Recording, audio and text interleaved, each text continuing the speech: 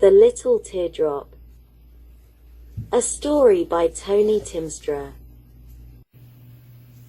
The storm had passed as all storms do. Molly stood outside in the gentle rain, looking up at the clouds. These were the last few raindrops falling. The sound of the rumbling thunder came from far away. It rolled beneath the clouds as if it was searching for her. To tell her it was sorry, to tell her it was over. Molly held a small wet caterpillar in her hand. She found it in a puddle of water. It was not a particularly large puddle of water, but to the caterpillar, it was like being in the middle of a vast ocean. Puddles are not a nice place for caterpillars to be because, as you probably already know, caterpillars are not good swimmers. Their legs are much too short, and Mother Nature did not give them any skill or technique to become good swimmers. Molly quickly carried the caterpillar home, cuddling it in both hands, being careful not to squeeze it while trying to keep it warm with her breath. "Rain makes puddles," Molly whispered to the caterpillar. "You can't blame the rain." Molly gently cleaned and dried the furry little creature. It was a beautiful black and yellow caterpillar with 4 dots running down the middle of its back. And there were several long white hairs sticking out at both ends, making the caterpillar look very elegant and much longer than it actually was. She placed the caterpillar in a size 5 shoebox, filling it with green grass, several small sticks, some leaves, and a thick piece of flannel cloth for the caterpillar to curl up on. These were all the things that caterpillars liked. And every day Molly would bring the shoebox to the garden, filling it with fresh leaves and green grass. And so the caterpillar was happy and grew quickly. But one day, when she looked inside the little shoebox house, she saw that the caterpillar had died. It was so sad to see, and she started to cry. A tear rolled down her cheek and fell from her face. But the wind caught the teardrop and carried it across the yard, blowing it over the fence, beyond a large oak tree and into a grassy field where it got caught in a spider's web. The web twitched, and a little brown spider with long legs scurried out from its den. "Oh," said the spider, looking closely at the drop. "I thought you were my dinner, but you are only a drop, and a small tiny drop at that." "I am sorry," said the teardrop. "I did not mean to fool you." "Apology accepted," nodded the spider. "Now would you kindly leave? Your sparkle shows off my web, and I must try to keep it invisible so that I may catch my dinner." "Well," said the teardrop, trying to wiggle herself free, "it seems I cannot get loose. Your web is very strong and very sticky." "I see that as a compliment," said the spider. "Thank you. I take pride in using the best quality of silk. Let me see, perhaps I can shake you loose." "Perhaps you can," encouraged the teardrop. "Your legs are long, and that should prove useful for the task. And you sound very optimistic." It is in a spider's nature to be optimistic, or to be patient. But I am not sure which one. "Maybe both," replied the teardrop. But the spider did not hear the teardrop, and continued to ramble. A favorable view of events, with courage and calm without complaint, expecting a positive outcome, I can do this." Teardrop watched the spider scurry to the middle of his silk-spun home. The spider began jumping up and down, vigorously shaking the web with great effort, and for quite some time. But it could not shake the teardrop loose. The webbing was too strong, the silk too sticky, and the spider too small. "I cannot shake you loose," said the spider, taking several deep breaths. "And now my legs are tired." "It was a noble effort," said the teardrop. The spider came down and sat beside the teardrop. "I did try my best," said the spider, "and I can see the night is coming, so maybe in the morning we will have better luck. Are you going to leave me here alone?" asked the teardrop. "I have never been through the night before." There was a hint of worry in the teardrop's voice, and the spider sensed a small tremble travel through his web. "There is nothing to be afraid of," said the spider. "I will stay with you until the morning, and will tell you everything I know about the darkness so that you will not be afraid of the night. And it would be nice to have some company that I wasn't going to eat later." "That would certainly be nice," said the teardrop. So the sun did set, and the moon soon rose. Spider and teardrop stayed together, talking about the night, about the stars, and about faraway moons. And the spider taught the teardrop everything there was to know about a spider's web. "If you cannot remember everything I told you," said the spider, "remember this, that you cannot escape from a trap unless you know you're in one, because a spider's web is not the only trap." "I will try," declared the teardrop. "I will try to remember it all." And for a time they rested, silently watching the shooting stars. Spider soon fell asleep, but Teardrop was no longer afraid of the night. And as the darkness passed quietly by, the moon kissed the far horizon and disappeared below the thin line of earth and air. It was morning, and the sun now began to rise, peeking over her horizon as if looking for the moon. They would often chase each other, the sun and the moon. But the sun always knew where the moon was and never told Moon her secret. And the moon had her own secret. Sometimes she would let the sun catch her, and they would eclipse the day, and for a few moments they would be together. But the moon was fickle, always wanting change, and slowly she would move away so that the chase could start again. It was a game the sun enjoyed, and it made the days and weeks pass by. Soon Spider woke to the light of the sun, and a web sagging heavy with morning dew. "Good morning, Mr. Spider." "Good morning, Little Drop," said the spider. "I must have fallen asleep. I had a funny dream, but I cannot remember it." "How do you know you had a funny dream if you cannot remember it?" asked the Teardrop. "I know that seems odd," said the spider. "But the more I became awake, the more of the dream I forgot."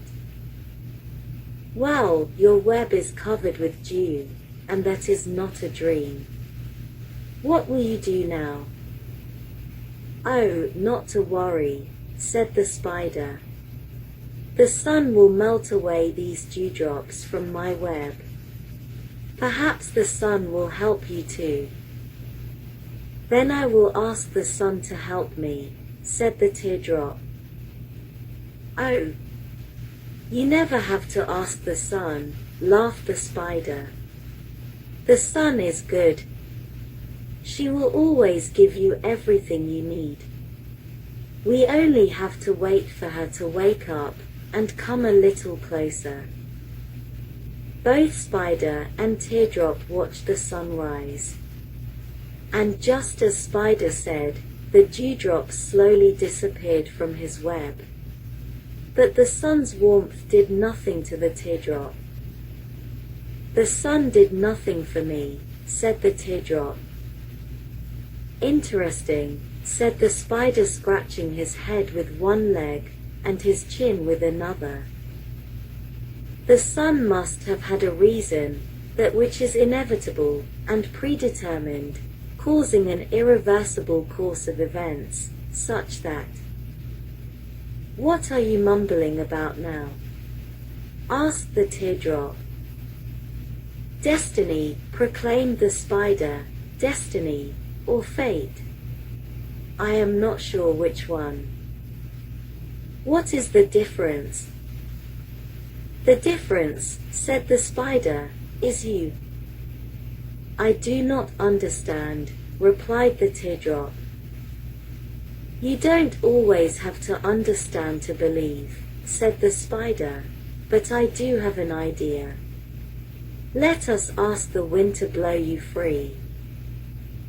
Spider called out to the wind, asking her kindly, "Wind, wind, will you blow this teardrop off my web?" The air began to flow and swirl. "Oh, yes," laughed the wind. "Of course, I will. That is what I am, and that is what I do." So the wind did blow, and it blew hard for them. The web grew tighter and tighter until it could stretch no more. Even Spider was surprised at how secure his silk-webbed home had become. But the wind was stubborn and continued to blow, and when all were expecting to see the web tear to pieces, Teardrop blew free, released from her tender captivity, and carried off high into the air. "Goodbye, Spider," called out the teardrop. "Thank you for telling me about the night." "Goodbye, my friend," said the Spider as he watched her sail away. And for the two of them, it truly was a goodbye. "Thank you, Wind," said the teardrop. "I liked the Spider and his web very much, but I could not stay." "Well then, little drop, where shall I take you?" howled the wind. "I am not sure," said the teardrop, as she paused and wondered about destiny. "May I ask, where are you going?" "I am the wind." "There are many places to go when you are the wind. I can take you anywhere. But let me lift you higher. Perhaps from up there, you will see where you need to go." And so the wind carried the teardrop beyond the green fields, far above the valleys, and high across the mountain tops. 4 days they traveled and searched together, talking about the strange world below. And the wind taught Teardrop as much as he could. "If you listen," said the wind, "you will learn many things, and if you listen to yourself, you will learn much more." "Listen to yourself?" asked the teardrop. "What do you mean?" "My little drop, your way is not in the wind. Your way is in the heart. Let me take you to a special place, and then I must leave you." So the wind lifted Teardrop higher and higher. And in the cold crisp air Teardrop turned into a snowflake. "I will leave you here with the other snowflakes," said the wind. "I have branches to bend and kites to fly. The ocean needs waves, and there are clouds to push. I have much work to do. I like you, Teardrop, but I can stay no longer." I understand, said the teardrop. And then the wind laughed. No wind can stay and still be wind. Isn't that true, my little one? Very much so, replied the teardrop. Goodbye then, replied the wind. But the wind did not look back at the teardrop when he said it, only moaning deeply for a moment. Teardrop sadly watched him go, and soon the wind was gone. And in the silence of that moment, there came a voice. Hello, said the snowflakes. How did you get here? A wind from far-off places brought me here. You are a curious-looking thing, said the snowflakes. Well, I am not really a snowflake, and I am not as beautiful as you. With your splendid shapes, I would be pleased to be a real snowflake. We are all beautiful, and we are all different, cheered the snowflakes. Who makes all your wonderful designs? Asked the teardrop. That is an odd question, said one of the snowflakes. But I think our shapes just happen. No, no. No, said another snowflake, as it danced and twirled around the teardrop. There must be a designer. Our beauty has a purpose. Isn't that true? Teardrop tried to answer. I don't know what to tell you. Perhaps you need to search for that answer. But the snowflake was not expecting an answer from the teardrop nor from anyone else for that matter. It was content to twirl and spin, being pleased with itself for asking such a serious question. Do you have a purpose? Asked the snowflakes. Sorry, but I do not know that either, replied the teardrop. That's okay, said the snowflakes. We don't expect answers, we only expect questions. You say you only expect questions, replied the teardrop. Why is that? Well, that should be obvious, stated the snowflakes. The more answers you get, the more questions you will need to ask. And the more questions you have, the more answers you will need to find, and well, as you can see, we need not continue. It is obviously the answers that are causing problems. But I thought answers were more important. Oh no, said the snowflakes, it is the questions you cannot answer that will teach you the most. Well, then, said the teardrop, I have a question. Please ask us, replied the snowflakes. My question is a simple one, said Teardrop.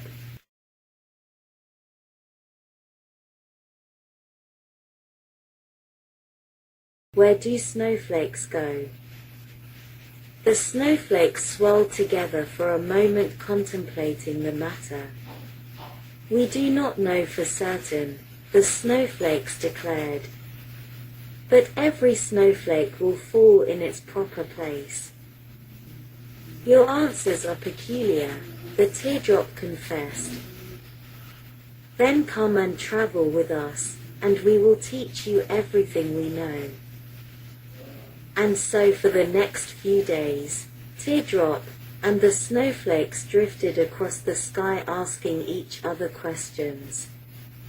And at times it was very confusing. They answered many questions with questions, and so there would be few answers found in the deep blue sky, and yet much was learned and pondered. We have learned much from each other, said the snowflakes. But we think you need to go higher to find the way of your heart.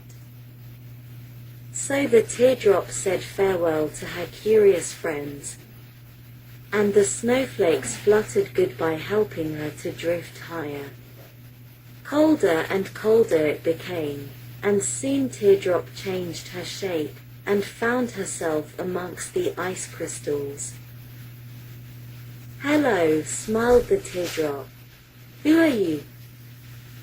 "We are the ice crystals. It is nice to meet you." "Thank you," said the Teardrop. "It is nice to meet you too. I see your shapes are clear, and yet you show such splendid colors. Where do your colors come from?" "From the fire of the sun," replied the ice crystals. "Oh," said the Teardrop. "So you are not afraid of the fire?" "Oh no," said the ice crystals, "we are safe here. It is the light of the fire, and not the fire itself, that we embrace." Teardrop saw delight in the ice crystals, and asked to stay with them, and they welcomed her. And each night they would form a ring around the moon. It was a rainbow of light that filled the night sky with delightful colors, like frozen fireworks for all to see. And as the ice crystals played, having no concern or bother, they bumped into each other, making a pleasant tinkling sound. It was the music of dancing ice, like a melody to a song that had no words. And as the days passed, they drifted across the ocean, watching the whale below, and a small sailboat being blown by the wind. "I like it here," said the Teardrop. "But as you know, I am not really an ice crystal, and I must go and find my way." "We understand," said the ice crystals. "We will be sad to see you leave." "Me too," said the Teardrop. "I will always look for your pretty colors." So Teardrop said goodbye, and took one last look at the ice crystals as they played with the light of the fire.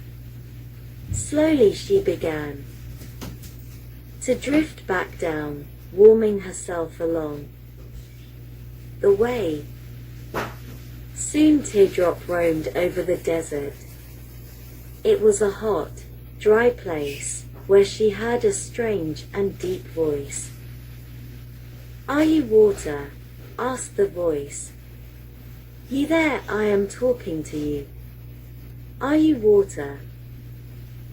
"Who me?" asked the Teardrop, looking around to see if someone else was nearby. "Yes, you there," replied the voice. "I am the spirit of the desert. Are you water? Are there more of you coming?" "Sorry, I am not water," said the Teardrop. "And as for your second question, I do not know if more is coming." "Oh, but you look so soft and wet. You look like water. And I have had nothing to drink for months. Won't you please come down and be with me?" "I would very much like to help you," said the Teardrop. "But what can one tiny drop do for a whole desert?" "Oh, you mustn't think like that," said the desert. "You are like a little grain of sand. Each grain of sand is the desert. To be tiny does not mean to be insignificant. You sound like a wise desert. I would be pleased to help you. I am tired, and I like your warmth. I suppose wind would not mind if I stayed here." "Wind? Do you know wind?" asked the desert. "Yes, she is my friend, and she set me free from a spider's web and carried me far away." "Well, the wind is my friend too," said the desert. "You have shown me kindness, little drop. I will not need your help. A storm will be coming, Wind told me. He sends me a storm every year. I may be old and have seen many changes, and if that makes one wise, then so be it. I am the desert, and I will always be the desert, that I know is true. And you were willing to help satisfy my desire, but I believe you are being saved for something better. Thank you, desert, said the teardrop. Now please, tell me more about the wind. What mischief has she done lately? Teardrop told the desert everything she knew about the wind's mischief. The loud crashing waves she made on rocky shores, and the dust she blew along the streets. They laughed at how wind made people chase their hats, and blew their papers across the ground. She told him how the wind could be moody, and how she played tricks with her voice, with a howl or a kind whisper, or a thunderous roar if she was annoyed. They both understood it was in the wind's nature to have such a temperament. It was not always easy to be the wind. And do you know what else the wind told me before she left? Asked the teardrop. No, said the desert. Please tell me what she said. Teardrop moved closer to the desert and whispered, The way is in the heart. That is what she told me. Said the desert, I think the wind is much wiser than I. What do you think that means? Asked the teardrop. And for a time the desert became quiet, and Teardrop saw joy in the desert sand. But he never answered her, and so the question stayed a question. Now the desert was large and desolate, vast like the ocean. A sea of sandy waves that moved slowly. It was an immeasurable pace, and cloaked with invisible change. And as the teardrop drifted over the desert, they had many more days and nights to talk about wise things. And when Teardrop finally reached the end of the desert, there was a sadness in knowing they would part ways. So where will you go now? Asked the desert. I am not sure, said Teardrop. I have seen and done many things. I have crossed over valleys, crossed over mountains, and crossed over a big blue, green ocean. I have even crossed over a fence, and now you the desert. Where else is there to go? Have you been to the clouds? Asked the desert. I have always welcomed the clouds, as silly as they may be. You should go and find them so that your journey may soon be over. They are a lot like you in many ways. Goodbye then, said the teardrop. I will look for the clouds. Goodbye, replied the desert. I will give you the warmth of my body so that you may rise above the sands and beyond these desert plants in hopes of finding your way. Thank you, said the teardrop. I will remember you. And I will remember you too, said the desert. Slowly Teardrop rose, and as the days passed, she found her way to the clouds. Hello there, said the clouds. Glad you could join us. The more raindrops, the better. Well, I am not really a raindrop, replied the teardrop.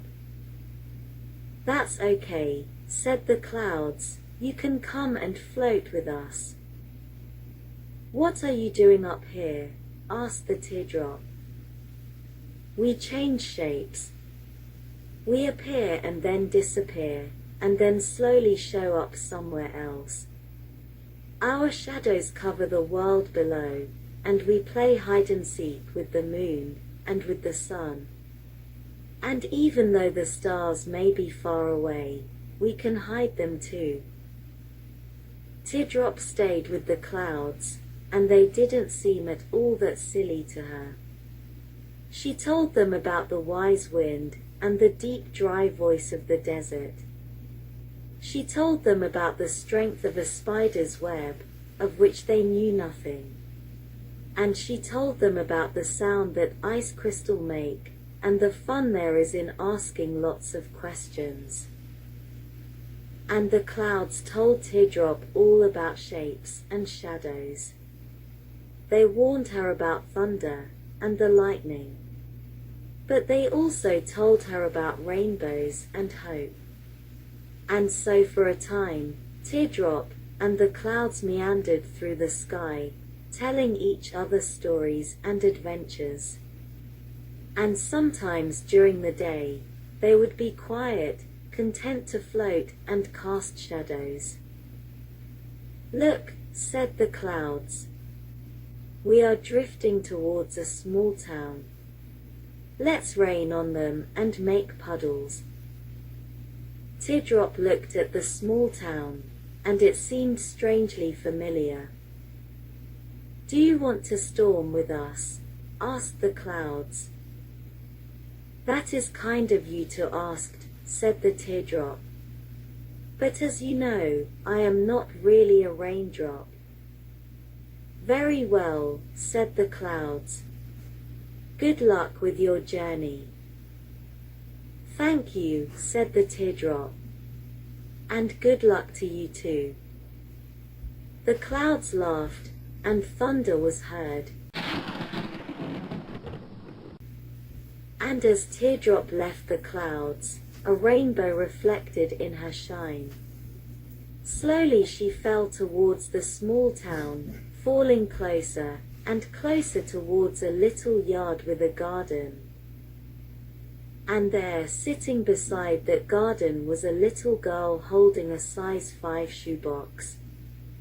It was Molly. She had kept the shoebox house all this time, being hopeful and brave.